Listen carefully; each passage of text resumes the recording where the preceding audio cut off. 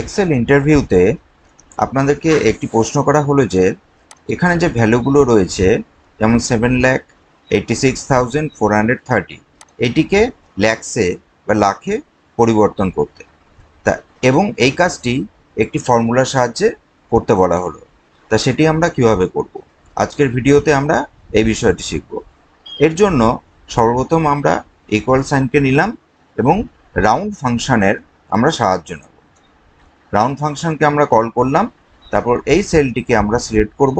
এখানে দেখুন যে এই ফর্মুলাটি সিনট্যাক্স কি বলছে যে নাম্বার, তারপর হচ্ছে নাম্বার অফ ডিজিটস।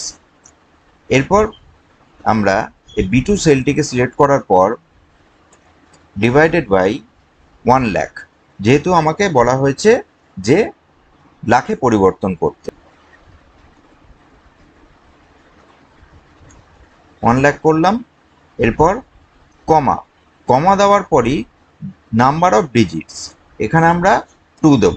তার কারণ হচ্ছে এখানে 7,86,000 যেহেতু রয়েছে, সেক্ষেত্রে আমরা 7.86 এইভাবে নেব।